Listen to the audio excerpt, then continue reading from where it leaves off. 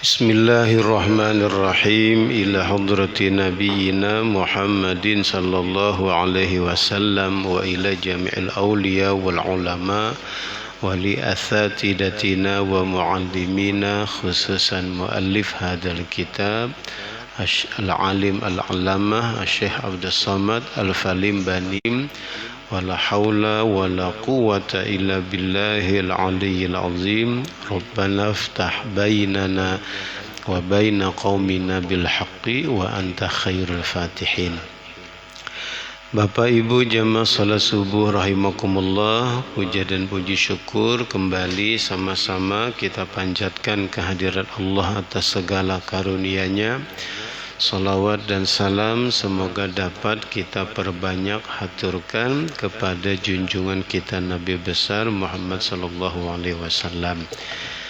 Kita masih dalam pembahasan pembagian waktu dalam ilmu tasawuf.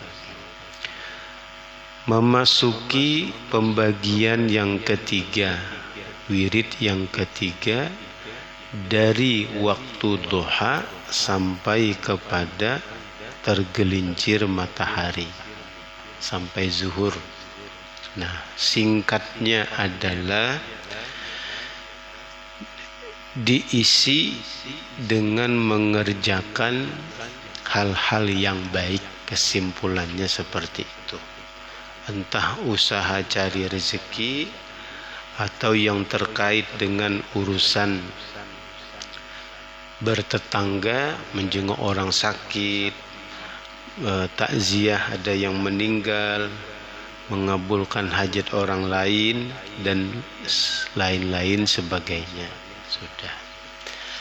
Lalu yang kedua, nah ini ada suruhan, anjuran untuk tidur sebelum waktu zuhur bagi orang-orang yang mempraktekkan ilmu tasawuf. Nah, setidaknya dengan pengetahuan ini, kita ketika akan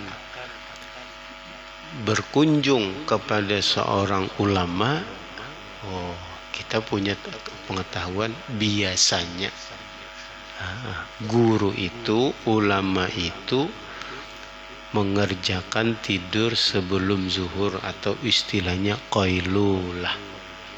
Itu modal pengetahuan kita.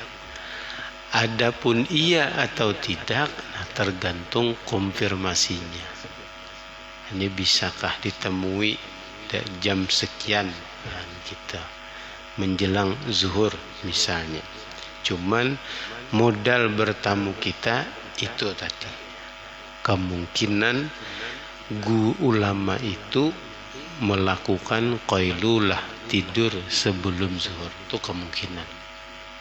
Kepastiannya tadi adalah konfirmasi tadi, kapan bisanya. Nah, itu ringkasnya. Lalu, ada motivasi ibadah yang disebutkan di sini. Man asbaha yaumal jumu'ati shaiman wa 'ada maridan wa syahida janazatan wa tasaddaqa sadaqatan faqad aujaba lahul jannah.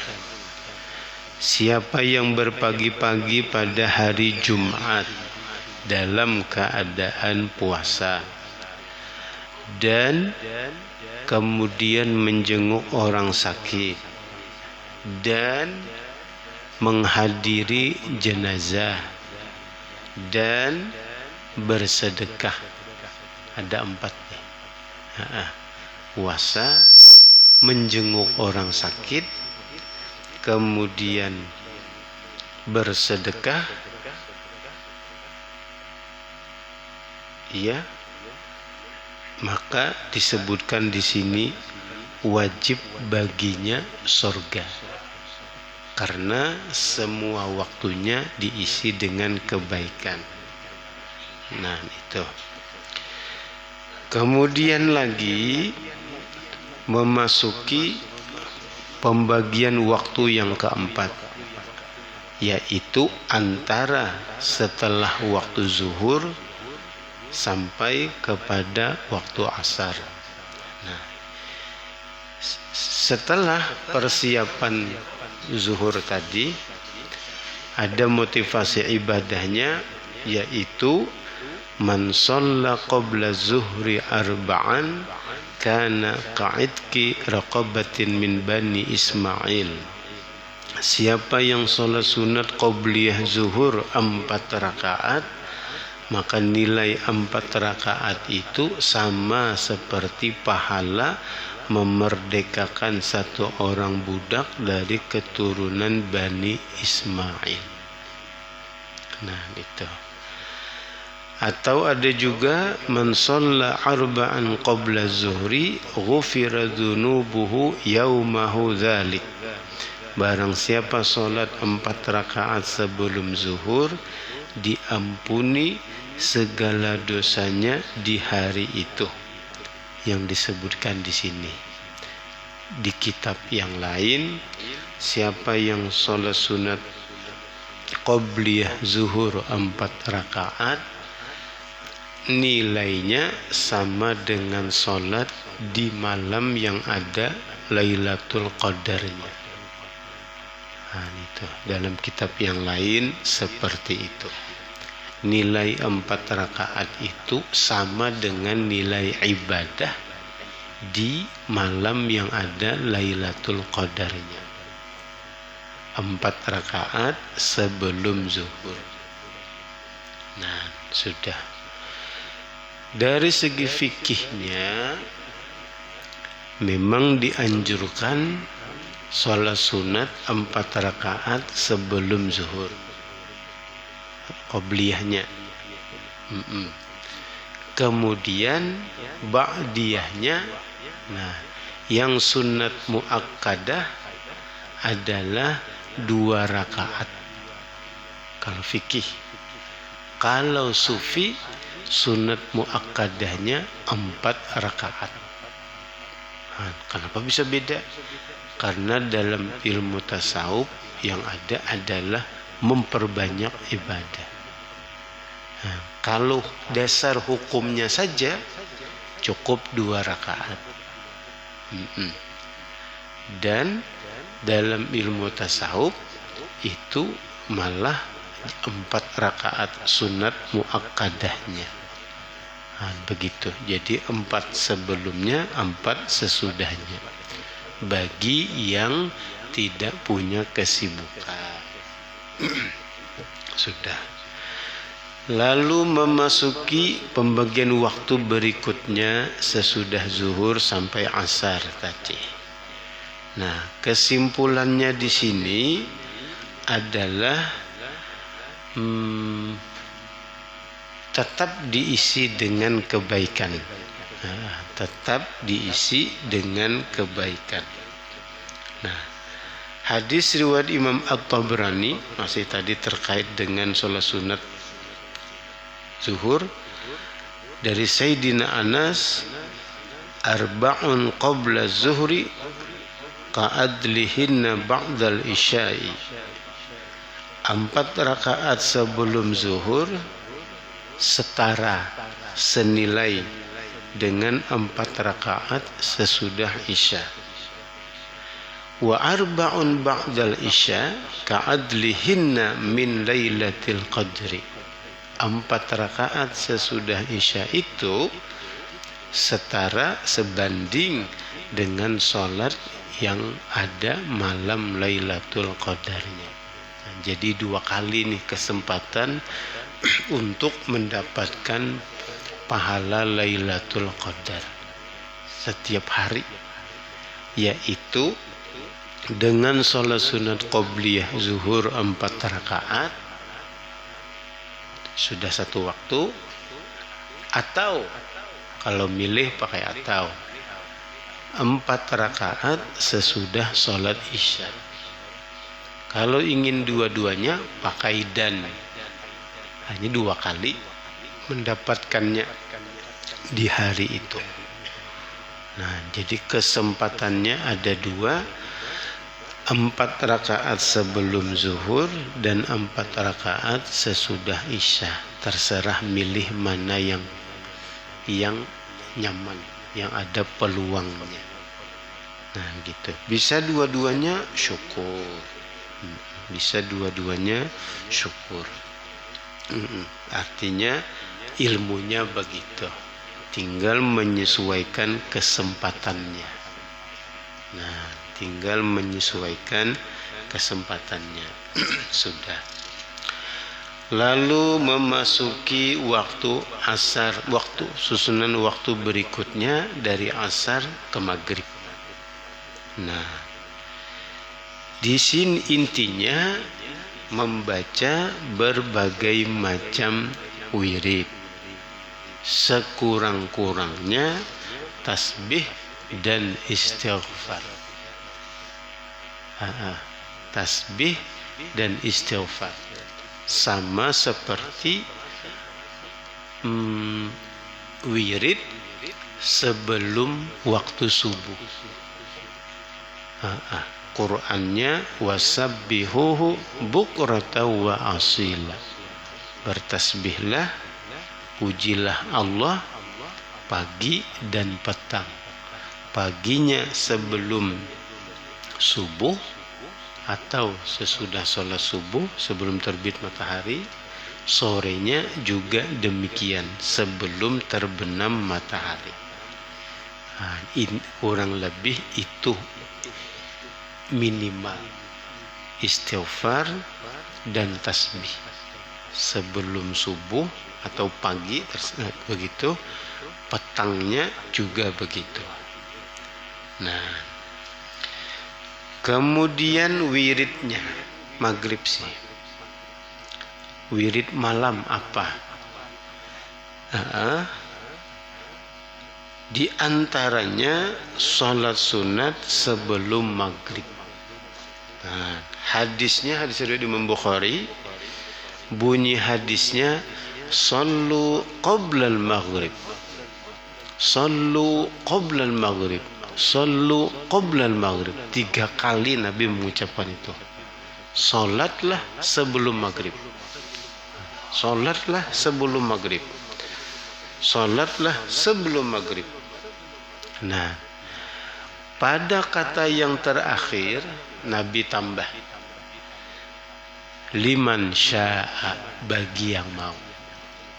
Nah, secara riwayat ini hadis Imam Bukhari kuat banget riwayat, tapi secara hukum nilai sholat sunatnya sholat sunat ghairu muakkadah. Jadi belum tentu hadisnya kuat, hukumnya kuat belum tentu. Karena hadis itu masalah periwayatan. Nah itu. Jadi kalau disebut tidak ada dalilnya qabla maghrib, ada. Justru diriwayatkan oleh Imam Bukhari. Cuman hukumnya ghairu muakkadah. Tapi dari segi bahasa Nabi memberikan penekanan. Buktinya nyuruhnya 3 kali. Salatlah sebelum maghrib, salatlah sebelum maghrib, salatlah sebelum maghrib bagi yang mau. Nah gitu. Yang terakhir begitu tambahannya dari beliau. Nah, kemudian lagi ada hadis yang lain dari Imam Ibnu Hibban. Anna Nabi sallallahu alaihi wasallam shalla qabla al-maghribi rak'atain.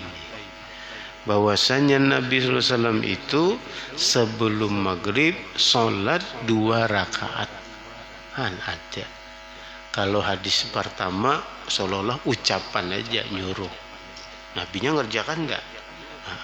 Terjawab pada hadis yang kedua ini. Nabi pun mengerjakan. Nah, tapi ulama pengetahuannya lebih banyak, tidak hanya dengan 2 hadis ini.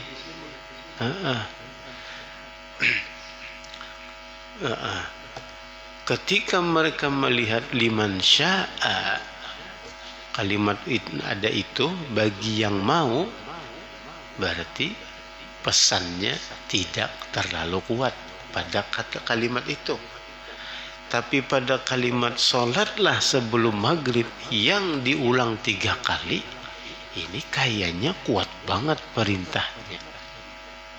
Nah, cuman itu kalimat di awal, kalimat pertama. Di terakhirnya bagi yang mau.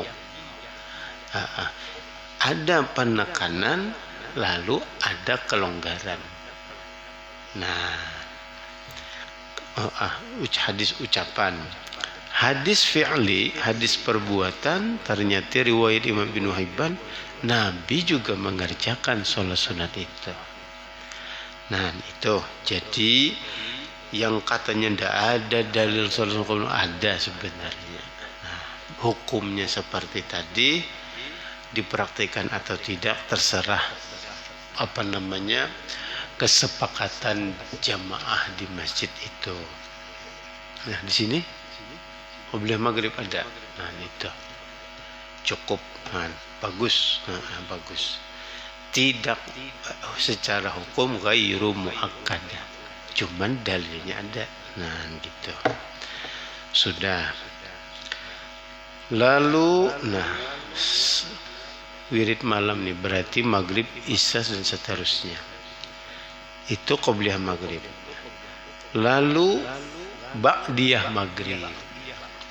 Hadis, man shalla bainal maghribi wal isya'i fa innaha min salatil awwabin.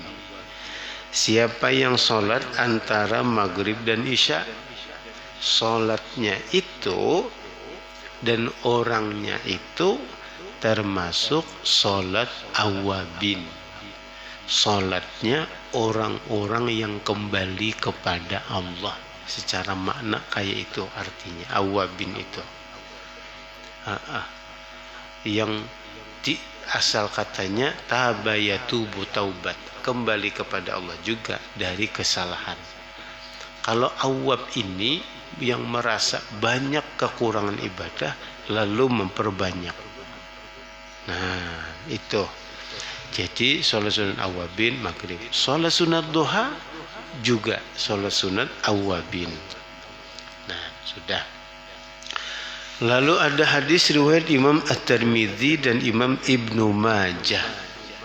Bunyinya, man shalla ba'dal maghribi 6 raka'atin lam yatakallam fima bainahunna su'un atau bisu'in udilna lahu bi'ibadati snatai asyrata sanatan. Siapa yang sholat sunat sesudah maghrib 6 rakaat dan tidak ada dia bicara yang tidak baik di antara sholat sunat itu, sudah maghrib sampai kepada sholat sunatnya tidak ada ngomong-ngomong yang tidak baik. Nah, nilai 6 rakaat itu sama dengan ibadah 12 tahun. Hadis riwayat Imam At-Tirmidzi dan Imam Ibnu Majah. Bagaimana mempraktekannya? Jangan di waktu ada pengajian maghrib isya. Walaupun nilainya kan 12 tahun Ustaz. Iya, tapi nilai belajar lebih lagi. Nah, bila tidak ada pengajian bisa dimanfaatkan. Gitu, bisa dimanfaatkan. Tapi kan bisa aja ditunda sedikit Ustaz pengajiannya supaya bisa ini. Masih lebih berharga waktu nuntut ilmu daripada waktu ibadah.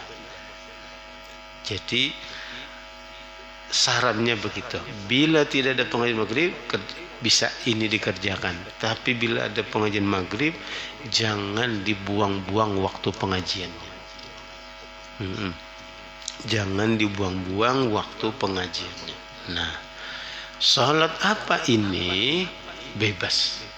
Pokoknya 6 rakaat. Nah, apa yang bagus? Ya terserah. Yang pasti 2 rakaat ba'diyah maghrib. Nah, gitu.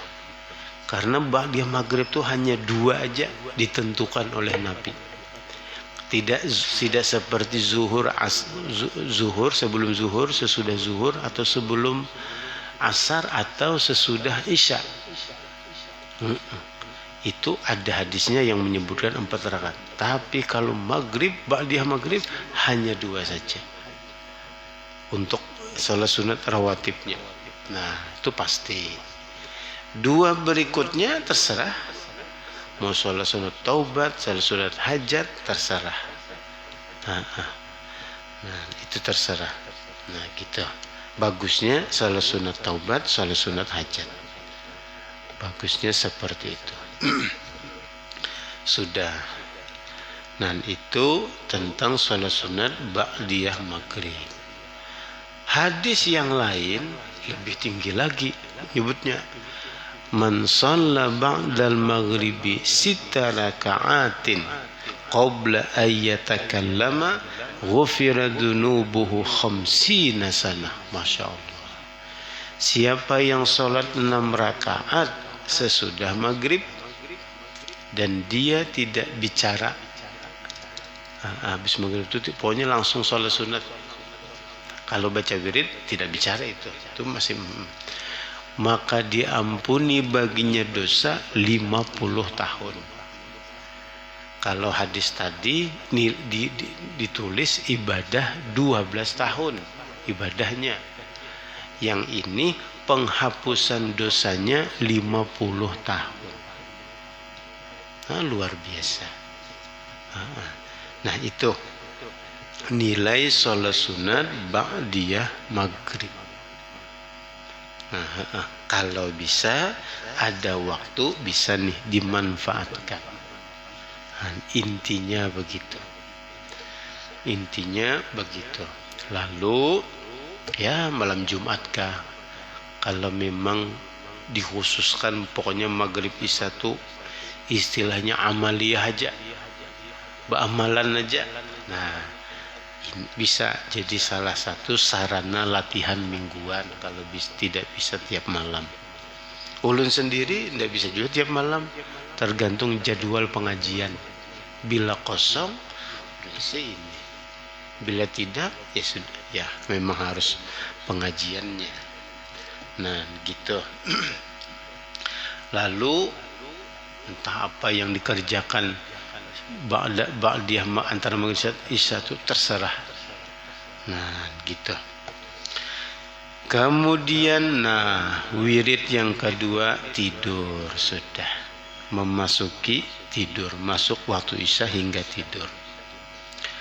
Suruhannya, sholat nih. Kata Imam Abdullah Al-Haddad, Habib Abdullah Al-Haddad, dalam kitab Nasahid Diniyah, wa hafiz, jagalah, ala 4 raka'atin ba'da salatil isya, untuk mengerjakan 4 rakaat sesudah isya. Fa inna fiha fadlan katsiran, karena 4 rakaat sesudah isya itu, kata beliau, banyak kebaikannya, keutamaannya. Liqaulihi alaihi salatu wassalam, setidaknya berdasarkan sabda Nabi SAW, arba'un ba'dal isya'i kamithlihinna min lailatul qadri. 4 rakaat sesudah sholat isya itu seumpama, sama seperti sembahyang daripada malam Lailatul Qadar. Tadi di malam yang ada Lailatul Qadar. Jadi nilainya dilipat gandaan sebagai hitungan itu. Nah, lalu beliau rinci, warraq'atu fi Lailatul Qadri, 1 rakaat di malam yang ada Lailatul Qadarnya itu, ta'dilu, itu menyamai 30,000 rak'atin fi ghairiha minal layali, menyamai 30.000 rakaat di malam selain malam Lailatul Qadar. Satu rakaatnya sebanding 30.000. Ini 4 rakaat. Nah, sudah berapa jumlahnya itu? Satu rakaat di malam Lailatul Qadar menyamai 30.000 rakaat selain malam Lailatul Qadar. Salat yang disuruh 4 rakaat. Berarti 4 kali 30.000 sama dengan 120.000 rakaat. Tuh 120.000 rakaat nilainya. Besarnya kayak itu. Besarnya seperti itu. Luar biasa. Iyalah 30.000. Ya, kenapa jadi 30.000? Karena hitungannya bukan 30 malam. Hitungannya rakaat nih banyak banget ini. Satu malamnya 1000 bulan sih. 1000 bulan. 1 kali 30. Dihitung kayak itu jadi 30.000. Seperti 1000 bulan. 1000 bulan itu berapa? 30.000 hari. Ya kah? 1000 bulan. Sebulannya 30. Ya 30.000 juga. 30.000 malam. Luar biasa banyaknya. Nah, itu. Dan ini artinya sangat diseriusi pesan ini oleh Imam Abdullah Al-Haddad. Nah, terserah milih, tergantung waktu. Ada waktu qobliyah zuhur, manfaatkan itu. Ada waktu ba'diyah isya, manfaatkan juga. Bisa dua-duanya, untung banget. Bisa dua-duanya, untung banget. Nah, itu. Jadi qobliyah zuhur tadi itu berdasarkan riwayat Imam At-Tabrani tadi itu. Nah, ada keterangannya dalam kitab Subulus Salam, nilai ba'diyah qobliyah zuhur 4 rakaat senilai salat di malam Lailatul Qadar itu ada di dalam kitab Subulus Salam, syarah Bulughul Maram, tentang salat-salat sunat. Nah, luar biasa.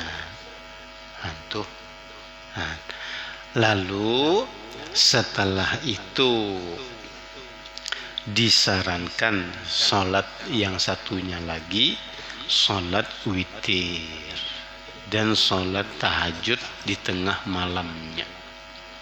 Nah, terserah. Sudah. Lalu berikutnya lagi. Nah, mau tidurnya gimana?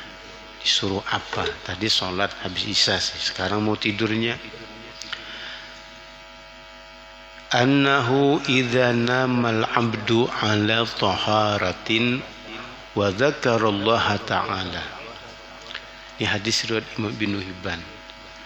Apabila seseorang hamba tidur dalam keadaan suci dan berzikir kepada Allah, berwudu, berdoa. Apakah yang dibaca sebelum tidur? Yuktabu musalliyan. Nilai tidurnya ditulis nilai pahala sholat. Padahal guring aja, tapi nilainya dapat pahala sholat. Yuktabu musalliyan. Dia ditulis, disuratkan baginya seperti pahala orang yang sembahyang. Hatta yastayqiza, sampai dia bangun. Ditulis selama tidurnya itu. Nah, ditulis pahala orang sholat. Berapa kali itu? Karena lama. Nah, wa yadkhulu fi syi'arihi malakun, dan masuk malaikat di dalam selimutnya. Artinya dijaga, ditemani oleh malaikat. Karena suci sih, suci dan dia berzikir. Makanya kebalikannya, orang yang tidur dalam keadaan junub itu malaikat menjauh. Apalagi langsung tidur, tidak berudu dulu baru tidur. Ini bagi penciuman malaikat lebih busuk daripada bangkai anjing. Orangnya Islam, tapi pencium nasrat malaikat kayak itu. Jadi gimana supaya tidak begitu? Hanya antara dua aja. Mau mandi terserah, atau berudu. Tapi bila tidak sama sekali, tidak akan seperti ini. Malaikat tidak mau mendekat. Kalau orang ini suci sih, dan dia berzikir, masih bisa didekati oleh malaikat. Nah, fa in taharraka fi naumihi, kalau dia bergerak tuh, orang tidur tuh ada juga kadang-kadang bolak-balik badan macam-macam yang dikerjakannya. Fa dzakarallaha, lalu dia berzikir, wa da'a lahul malaku, malaikat akan mendoakan. Nah, ini susah pang nih. Pas ada gerakan berbalik, lalu ingat kepada Allah, berzikir nih, untung banget kalau bisa kayak itu. Kadang-kadang kada tahu, ngarannya gin guring. Tapi ada orang yang berubah-ubah posisi, dia sadar, cuman masih mau tidur, berzikir. Nah, yang bisa itu didoakan oleh malaikat. Wastaghfara lahu, dan dimohonkan ampun oleh malaikat. Artinya ada timbul kesadaran, tapi mata masih ngantuk. Nah, bagusnya kayak apa ini? Biasanya bila ini diteruskan, mimpinya bisa mimpi buruk. Sudah terbangun, lalu lanjut tidur, tidak berzikir, bisa mimpi buruk. Nah, supaya kesadaran sesaat ini ada manfaatnya, nah, disuruh ingat kepada Allah. Apakah yang dibaca terserah. Nah, kalau hadis secara khusus menyuruh membaca La ilaha illallah wahdahu la syarika lah, lahul mulku wa lahul hamdu, yuhyi wa yumiitu wa ala kulli syai'in qadir, subhanallah walhamdulillah wa la ilaha illallah wallahu akbar. Nah, itu ada hadisnya. Wah, kadang-kadang tidak habis. Membaca yang tadi itu kadang-kadang kada habis, sudah terlelap lagi. Nah, itu. Kadang-kadang mau membaca dua bacaan tadi itu kada sampai habis, kada sawat habis dah, taguring lagi, sudah kada sadar lagi. Gitu. Tapi masih ada usaha untuk ingat. Bila mau ditidurkan tidak bisa tidur lagi, tapi masih berbaring, baca istighfar. Baca istighfar aja banyak-banyak, baca istighfar.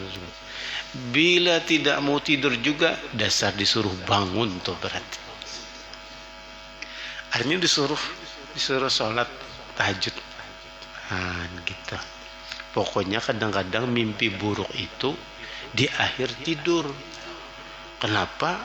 Waktu awal tidur berzikir, entah di jam yang keberapa ada terbangun, lupa ingat kepada Allah, lanjut tidurnya, berubah mimpinya jadi mimpi seram. Karena beda sudah keadaannya. Nah, itu. Nah, itu bagusnya orang yang tidur dalam keadaan suci. Nah, itu. Bahkan Masya Allah, hadis yang lain kali ini ditulis ibadah selama tidurnya, pasti itu. Dan dijaga malaikat, iya juga. Bahkan ketika bangun, akhirnya terbangun juga tuh orang itu, langsung didoakan malaikat, mudah-mudahan dapat keampunan orang ini. Walaupun nilai tidurnya diberi ibadah, tapi kenapa didoakan, dimintakan ampun oleh malaikat? Nah, karena tidur guring terus, tidur terus, kadada ibadah nang nyata tuh, nah itu yang dimohonkan ampun oleh malaikat. Walaupun tidurnya sudah bernilai ibadah. Nah, kalau mati juga, kada bangun-bangun, ditulis mati syahid. Nah, tuh. Artinya orang itu matinya mati syahid. Bila mati kada bangun-bangun lagi, nah itu manfaatnya. Bila bermimpi, mimpinya bagus karena berudu. Setan itu bukan gangguan setan. Nah, itu manfaat tidur dalam keadaan suci tadi. Sudah. Nah, lalu hadis yang umum, naumul alimi. Nah, ini dia hendak tahu, ini bujur kah, alim kadakah? Naumul alimi ibadatun wa nafasuhu tasbihun. Tidurnya orang alim itu ibadah, yang mempraktekkan ilmu ini. Kalau sekedar tahu aja ada ibadah. Hanya orang yang tahu dipraktekannya berarti alim. Jadi alim itu tahu dan dipraktekkan, itu alim tuh. Alim besar berarti ilmunya banyak, amaliyahnya banyak. Aliman, ya, hanya dua aliman ya. Nah, itu remang-remang ilmunya. Nah, itu aliman aja, remang-remang ilmunya, kada jelas. Nah, nah itu. Wa nafasuhu tasbihun. Kenapa bisa begitu? Karena orang alim. Orang alim tuh ndak mau membuang-buang waktu. Harus jadi nilai ibadah. Bernapasnya aja tasbih. Artinya ingat tuh kepada Allah. Pokoknya kita nih kayak apa? Itu aja. Mengukur alimkah diriku ini kadakah? Satu, dilihat dari segi ilmu. Yang kedua, dilihat dari segi pengamalannya. Itu aja. Kalau banyak tahu saja tidak diamalkan, itu belum alim yang sesungguhnya. Nah, belum alim yang sesungguhnya. Sudah. Nah, ini penting. Adab tidur. Adab tidur. Kemarin saya sudah menceritakan tuh, Imam Junaid al-Baghdadi, tokoh sufi itu sudah belajar dengan wali yang dianggap gila. Dikejar terus orang ini oleh Imam Junaid al-Baghdadi sampai ketemu. Di antara pertemuan itu, kamu kan orang yang mengajari orang lain untuk ibadah kepada Allah. Iya, kata Imam Junaid al-Baghdadi, tokoh sufi sih masalahnya. Baik, kata beliau, saya nanya, kamu tidur gimana caranya? Dijawab oleh Imam Junaid al-Baghdadi, bersuci, berzikir, macam-macam. Kata beliau, bukan itu.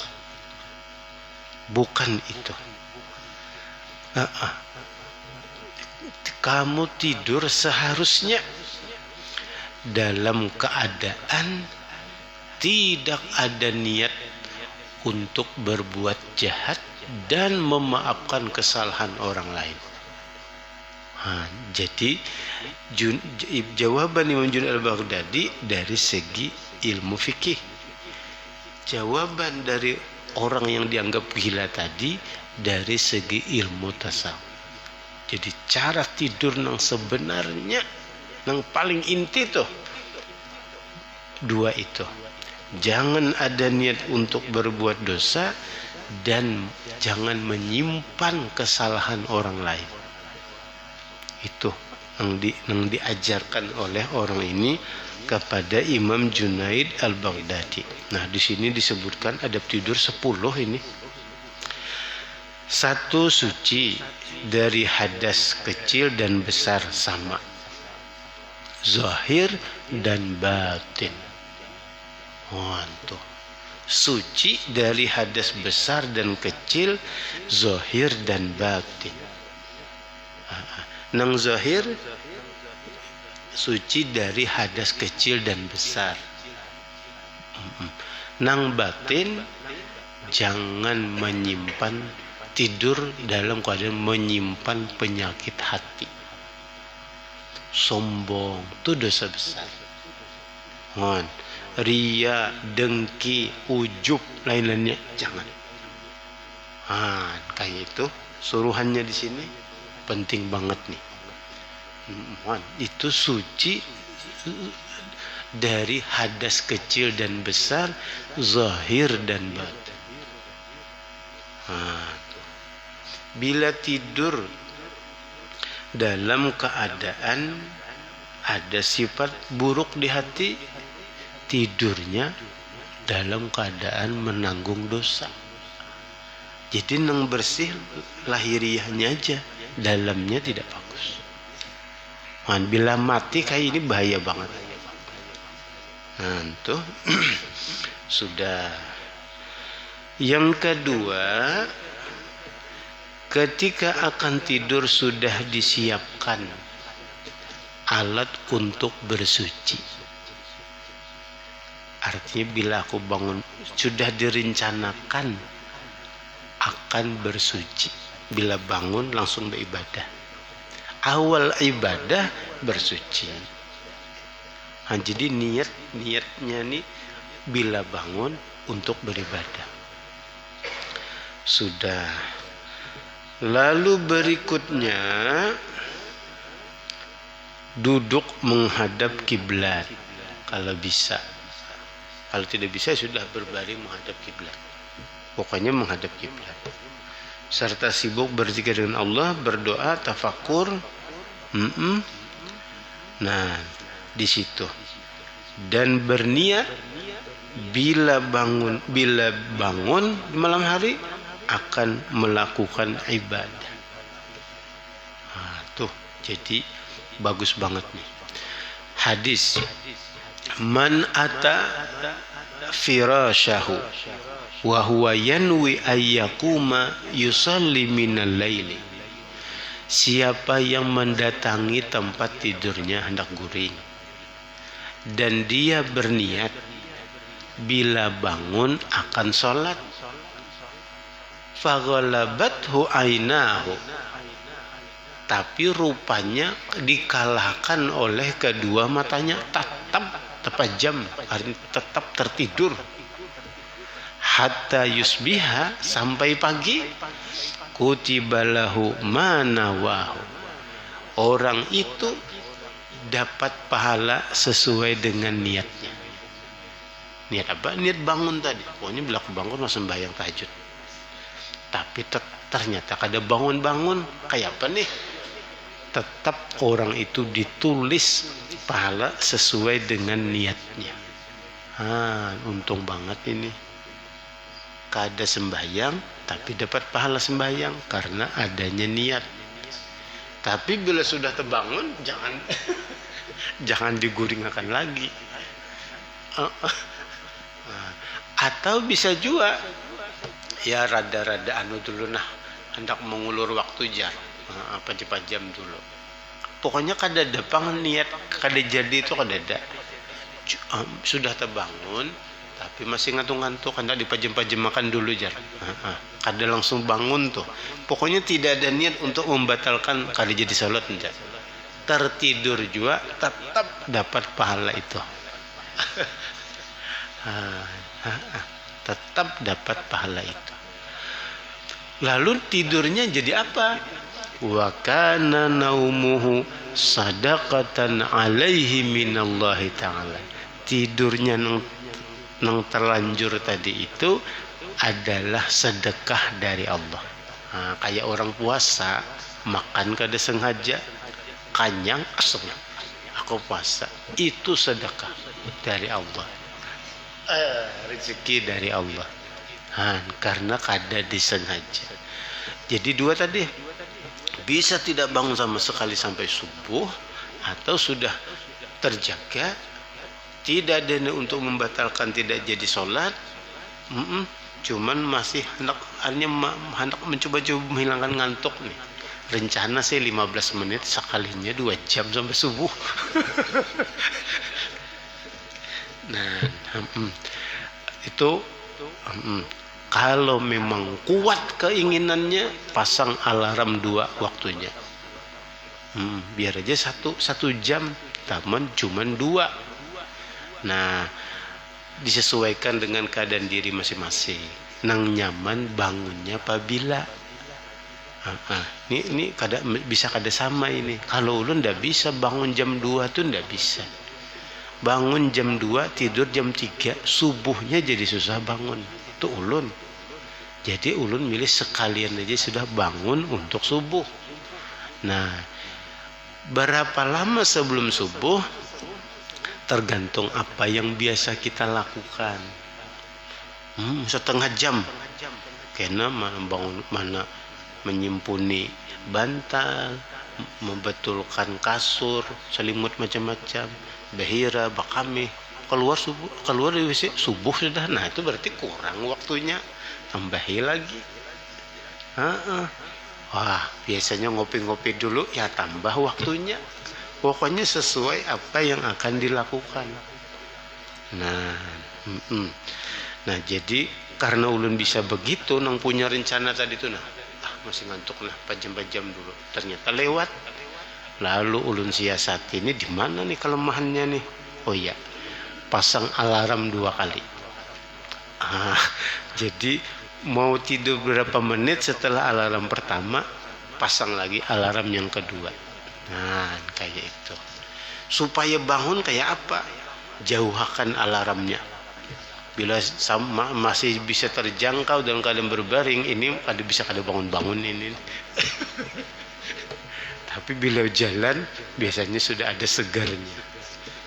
Nah, itu masing-masing caranya. Itu. Jadi setidak-tidaknya kada bisa harus 3 kali guringnya. Udah berarti 3 kali alarm tuh. Itu. Dan suara alarmnya jangan pelan. Itu kadang-kadang ngaran jar. Ini pelan nih kadang-kadang ngaran. Nah, itu bagusnya kurang lebih seperti. Nah, waktunya sudah lewat. Ulun cukupkan, masih belum selesai. Mudah-mudahan yang sedikit ini bermanfaat seiring dengan taufik dan hidayah Allah. Mudah-mudahan segala hajat kita dikabulkan, kita semua diberikan seluruh kebaikan dunia dan akhirat, dan tidak dimatikan kecuali dalam keadaan husnul khotimah. Amin. Amin. Bismillahirrahmanirrahim. Alhamdulillah rabbil alamin. Wassalatu wassalamu ala asyrafil anbiya wal mursalin wa ala alihi washabihi أجمعين. اللهم انفعنا بما علمتنا وعلمنا ما ينفعنا وزدنا علما. اللهم فقهنا في الدين ولنا التأويل. اللهم امنن علينا بما مننت على أهل طاعتك وعلى عبادك الصالحين. ربنا آتنا في الدنيا حسنة وفي الآخرة حسنة وقنا عذاب النار. وصلى الله على سيدنا محمد. سبحان ربك رب العزة عما يصفون وسلام على المرسلين والحمد لله رب العالمين. تقبل الله منكم.